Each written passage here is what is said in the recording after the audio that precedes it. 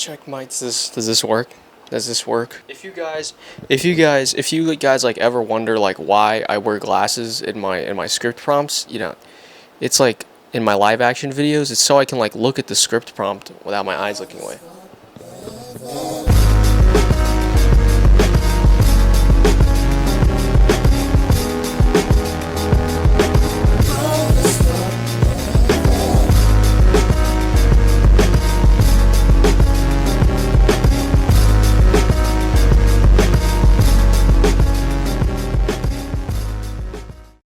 Lately I've been so lonely, and smile from you might make these blues go away. If you've known me on a personal level for any amount of time, you probably should have figured out by now that my hobbies are pretty mundane and boring. The watches I wear every day each have a function and a story. The everyday carry knife I have is different for every situation. I carry one special pen and one pencil that I use for everything, and my keyboard was specifically built for and by me. And now I shoot film photography.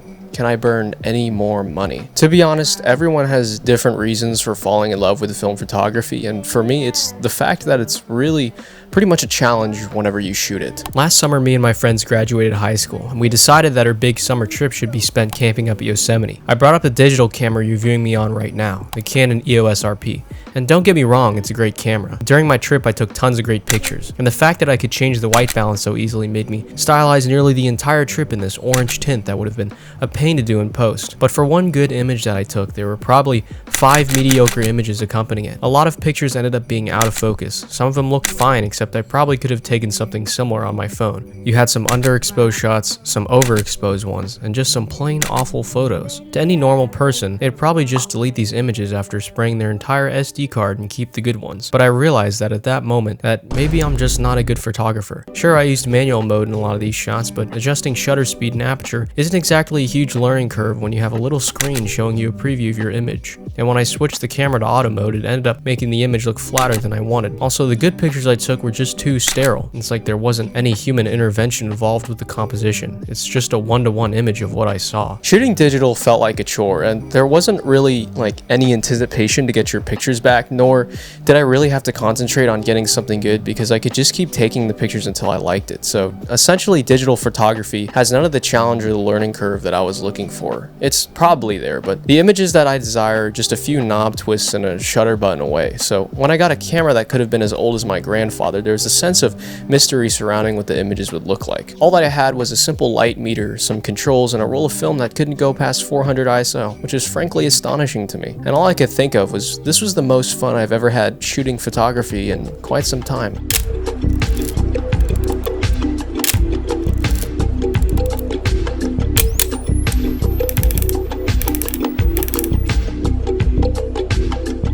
That depends on how dedicated you want to be to the hobby. For some people, there isn't anything they need more than a simple disposable camera. Get the film developed at your local CVS and post your pictures on your Instagram for those sweet, sweet likes. Or, if you have an absurd amount of money, you can be like those film YouTubers that ball out on everything from 35mm Leicas to 8x10 monsters. And it isn't just about the cool results that come out of film photography that are hard to replicate, but it's the oddly satisfying tactile nature of it.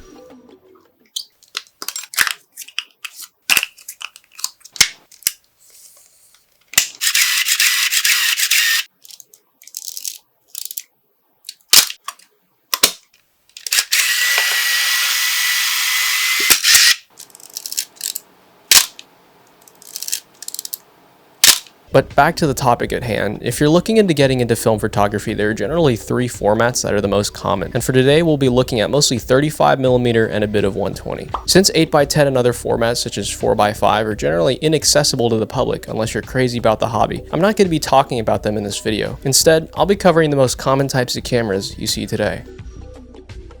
There are generally 3 types of 35mm cameras that people start off with, which are rangefinders, SLRs, and point-and-shoots. If you want the shooting experience to be less involved and more automated, the point-and-shoots are probably your best option. But good luck finding ones that aren't overpriced thanks to celebrity endorsement. And the ones you do have to go out of your way to find could be plagued with electrical problems, LCD screens that don't work, and just a general pain to shop for its parts. But if you do find a good deal on one in good condition, I say go for it. Point-and-shoots are great for people who want to toss the camera around and group groups because anyone can use them. For the most part, they are fully automated, but they do come with a lot of limiting factors, such as no interchangeable lenses and lack of control. Can I recommend any to you? No, I don't really have any. Look around on YouTube and you can see that many people are satisfied with their point and shoots, and it could save you a whole lot of money if you settle for just one of those. From my time shopping around on YouTube, the Yashica T4, Contax T2, and Olympus XA are all excellent point and shoots that you should get. That is, if you're willing to spend an exuberant amount of money on them. You'll probably have to do a bit of digging to find a good point and shoot that both works reliably and is also affordable.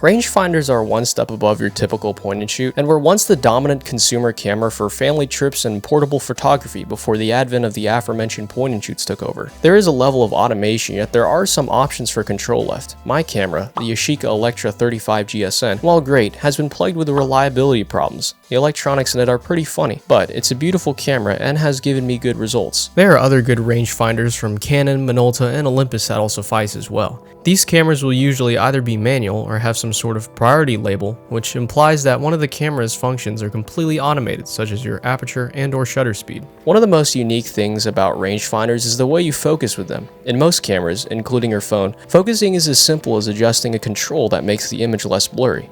In rangefinders, however, there's something called a rangefinder patch in the middle, and it's typically a square or a diamond that splits the preview into what I can describe as a broken glass look. To focus it, all you need to do is adjust the focus ring until the two previews in the patch are aligned. In my experience, this is great for focusing on angular subjects, but because these patches decay over time, you'll need to find a rangefinder in good condition or fix the patch yourself, which I don't know exactly how to do. Another problem with rangefinders is that the preview isn't exactly looking through the lens. In a rangefinder, you're essentially just looking through a separate window, meaning that if you slap a filter on or leave the lens cap on, you won't see the effects on the image or the preview.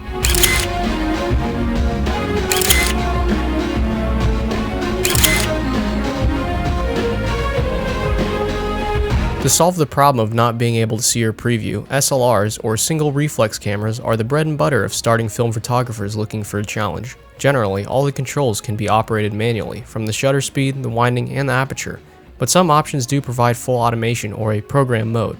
This market is probably the biggest one for film cameras, as everyone wants their nostalgic kickback, and ironically, the cameras that everyone keeps telling you to get are very expensive for what they give you. Contenders such as the Canon AE1, Pentax K1000, and Minolta X700, and the Olympus OM1 are all the rave these days as starter cameras. Now, don't get me wrong, none of these are bad cameras, but you have to remember that when they were out in the market decades back, they were the budget options. Thus, the once budget cameras are now expensive, and the once expensive cameras are the budget ones now. SLRs such as my Minolta Maxim 7000 and the Nikon N8008 were top-notch cameras with feature-rich interfaces such as autofocusing and auto-wind and rewind functions. The fact that these once great camera giants are now very cheap on eBay relative to their once budget counterparts is kind of funny to me. So I would suggest you skip the nostalgic cameras unless you really want one, and get a more feature-rich camera if the electronics in it are fine. My Minolta is a good example of this. The autofocus, while not as fast as my mirrorless, is way faster than my human hands. Because it's a newer film camera, you can use Sony's alpha mount lenses on it if you want, and the batteries in it are just simple AAAs, meaning that I don't have to jerry-rig some adapter for it like my Yashica. This camera was also the world's first successful autofocus camera, having the autofocus built into the body rather than the lens. So how did this legendary camera get treated today? Well, to give you some perspective, I bought this old powerhouse on eBay for like $40, and the Canon A1 is now hundreds more. But if you still want that tactile feel and build quality of the old cameras, then there are still a lot of SLRs that are overlooked by the icons. My Ricoh here is fully usable without batteries, and has a good light meter once said batteries are present. It can also use the same K-mount lenses that its overall more expensive cousin, the K1000, can use. Overall, just make sure you have a properly researched your possible cameras and how to use them before buying.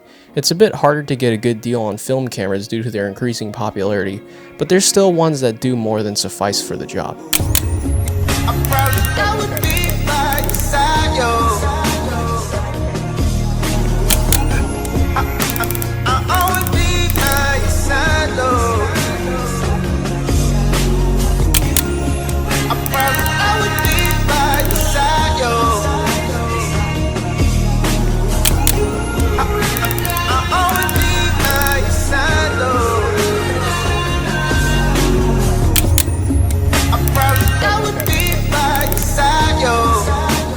If you're tired of hearing stuff about 35mm cameras, maybe 120 is the better option for you. 120 is generally the more professional format because it's quite literally bigger and better. If you want to make big detailed prints, 120 is probably the way to go. But 120 cameras are generally more expensive than their 35mm counterparts, and the budget options for 120 are simple toy cameras like the Holga 120, which garner an acquired taste. I'm not too informed on what 120 cameras are good, but from what I've heard, everyone wanting to get into medium format cameras should probably look at offerings from Yashica or Mamiya, with more expensive listings coming from Rolleiflex and Hasselblad. 120 cameras are most famous for having the old camera look, with it being most common in TLR cameras and some SLRs. I don't have a lot of experience with these cameras since I've never really shot with them other than that Holga that I've showed you pictures of, but from what I've seen, the images they produce are very big and beautiful, but they use a much harder learning curve when loading film and using the camera as a whole. Also, because the film size is a lot bigger, you tend to have bulkier cameras, which is a turnoff to some because they want to take a film camera with them as an everyday carry. The shots are also relegated to a max of 16 per roll, and some cameras don't even make the whole 16. Overall, 120 is a good format to get into if you've already mastered and or lost interest in 35mm and are ready to take the next step into your film photography addiction, which I'm not in yet.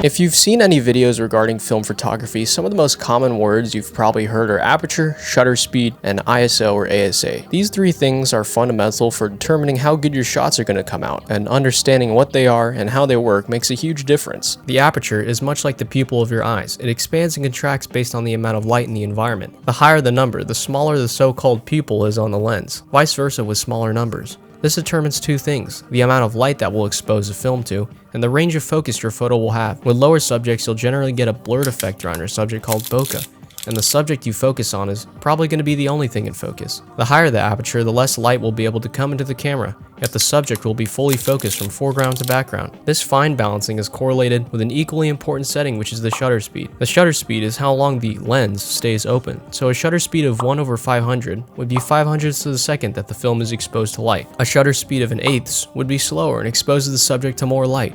Most cameras can range from very fast to very slow shutter speeds, sometimes enabling the photographer to even go up to 30 seconds to even 30 minutes. This allows for some long exposure shots for artistic purposes. The combination of shutter speed and aperture is a fine balancing act to help you determine what kind of shot you want. And there is one more setting that is determined, which is the ISO, or the film speed. If you've used a digital camera before, the ISO just seems like another setting that helps you with exposure. But in film photography, it's a bit different. Setting your ISO is not as customizable as your other two options. It's generally based on what your film requires you to set it at. ISO is the value of light that is tolerated by the film. A slow film speed would be on the slower side, let's say Kodak Gold 200.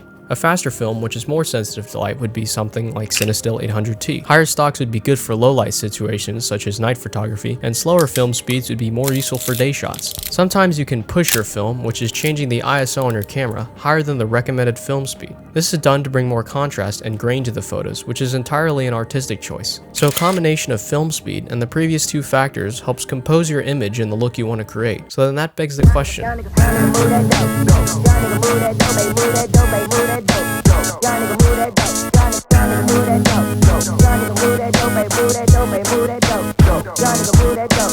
film is kind of scary right now. The prices have been on the rise, and there's only a handful of stocks that are readily available to the public. The two most recognizable brands, Kodak and Fuji, are still producing film today, with Kodak seeming to be the ones with the most options, starting with the most famous film, Portra 400.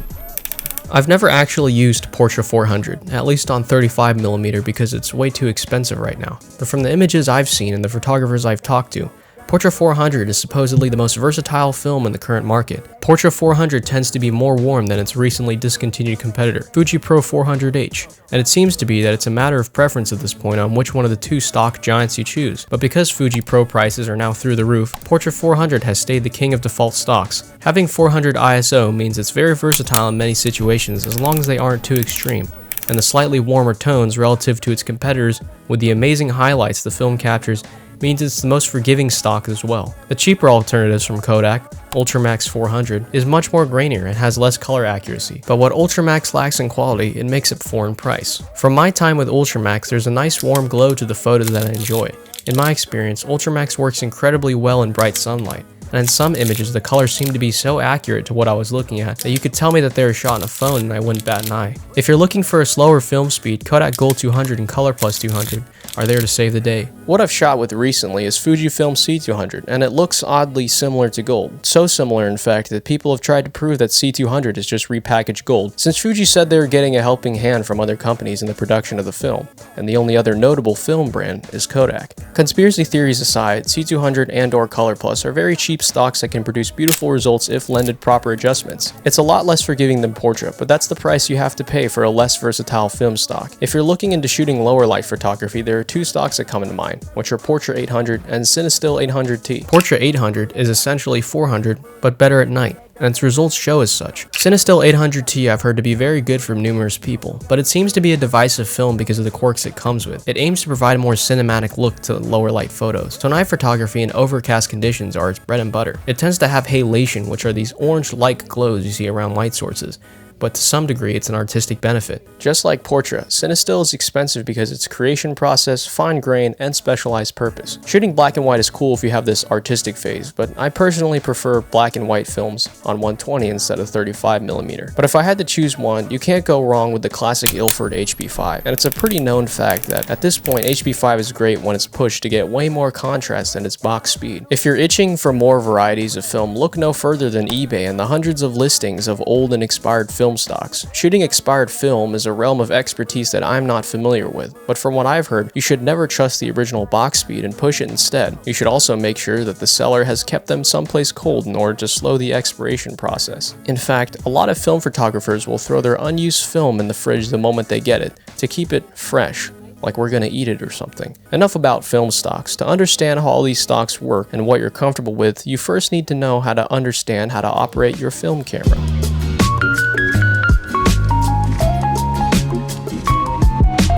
Generally, film cameras are a bit different in operation every time. Some of them require batteries for their electronics and others are completely mechanical. But some things you need to know is that whether a camera is automatic, manual, or what I like to call a priority camera, automatic cameras such as this Minolta here will do all the shooting for you, adjusting ISO based on your film's DX code and every other setting possible. Automatic cameras are usually newer and are really good for newcomers. Priority cameras, such as the Yashica here, are partly automated. All I need to do is adjust this ring here for aperture, set the film speed, and focus. Based on all these variables, the camera then chooses the appropriate shutter speed. This is called an aperture priority camera, since I can only change that variable. If it was the other way around where I could only change the shutter speed, it would be a shutter priority camera. Manual cameras allow you to control all the variables of the camera from the shutter speed to the aperture. In a true manual camera, everything is done by hand. Manual winding, manual rewinding, manual ISO settings, focusing, shutter speed, and aperture, the whole shebang. The only time the camera will hold your hand is probably its light meter, which suggests to you the settings it recommends, yet it doesn't interfere with human control. For example, my Ricoh here has two needles in its dirty viewfinder. One of them is dedicated to the shutter speed and the other to aperture.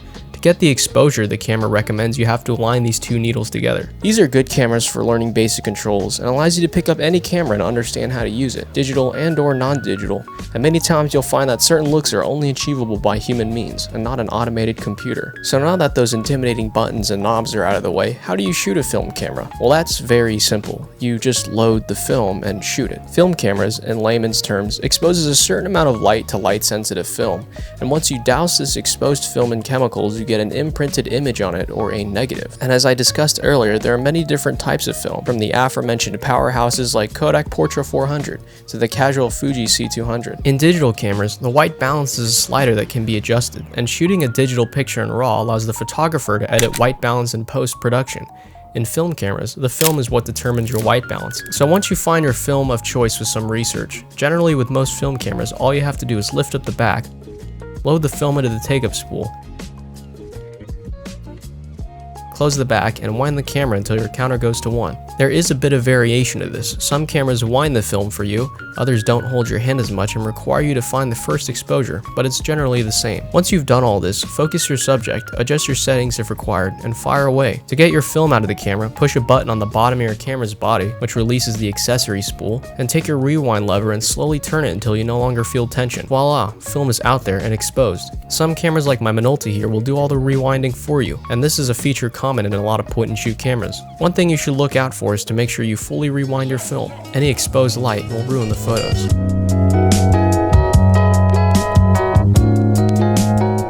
Unlike digital cameras that give you your final image right away, film requires two processes called development and scanning. Both of these processes, more so development, is a lengthy process that I cannot grasp and or replicate for you. So many amateur photographers such as yours truly will send the film out to a lab either via mail or driving there and just giving it to them. I personally go to a camera shop in Whittier called Monty's. With its rich history and massive collection, I couldn't resist the old store, and they sent the film out to a place called Swan Laboratories. From my experience, the results are satisfactory, with errors only being the result of my horrible photography. Because I reside in California, young stupid hipsters like me can go to local camera shops and get their film developed. To people who may want to live in a place that doesn't have extreme traffic, fires, and is expensive, you can mail your film instead. A good example is the darkroom, a professional lab where you can mail in your film to get it developed, scanned, and in some cases even printed. Scanning is a process that is much easier to do at home in the labs, but can also vary in quality. You see, once you develop your film, you get what are called back negatives, and it's essentially an inverted color image of what you took. So to get the desired image, you need to scan them and flip the colors via software. You can do this with your printer in a copy of Lightroom, but the reason so many people choose darkrooms is because they can give higher, more accurate quality scans of your film, all while going through the trouble to invert them for you.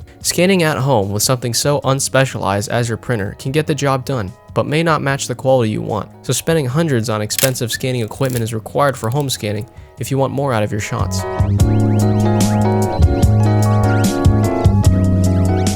If you've been a fan of my channel for quite some time, you should understand that I love to spread misinformation. I don't do much research on most of the topics I do on this channel simply because this channel is more a reflection of my thoughts rather than a persuasive essay. If that sounds stupid, it's probably because it is. But because I've actually worked with film, researched camera stocks, and other information, I'm going to assume I have some knowledge about this particular topic. This doesn't mean I'm the end-all be-all of film knowledge, and there's a lot of YouTubers out there that I've learned from that I think you should reference if this video got you to have interest in film. Channels such as Matt Day, Grainy Days, William Burbick, Bad Flashes, and Volandas are just to name a few, and each of these guys show their experiences with film and also show you how to learn from their mistakes. David Hancock has to probably be the most informative of the YouTubers I've watched and gives in-depth step-by-step guides on how to operate niche cameras like my Minolta here. Topics such as home development, scanning, color-positive films, print, and to some degree 120 photography are all topics I haven't fully immersed myself into, and thus don't know the ins and outs of. Overall, if you found this video to not be enough, reference these guys on more material since I haven't worked with film for as long as they have. And that's my very simple crash course on what film is, why you should shoot it, and how to shoot it. Truth is, I just see an intrinsic charm in the limited nature of film cameras. To me, a good photographer doesn't need to take 1 million pictures to get the perfect shot, nor do they need to rely upon the crazy amounts of automation that goes into a lot of their cameras nowadays. Don't get me wrong, digital has its place. I mean, if I shot this video on film, I probably would have died of exhaustion and debt before even getting through the first section. But for those looking for a challenge in their photography journey, and to remove the trivial matter that is just taking a picture from their lives, I think film is a pretty solid hobby to get into.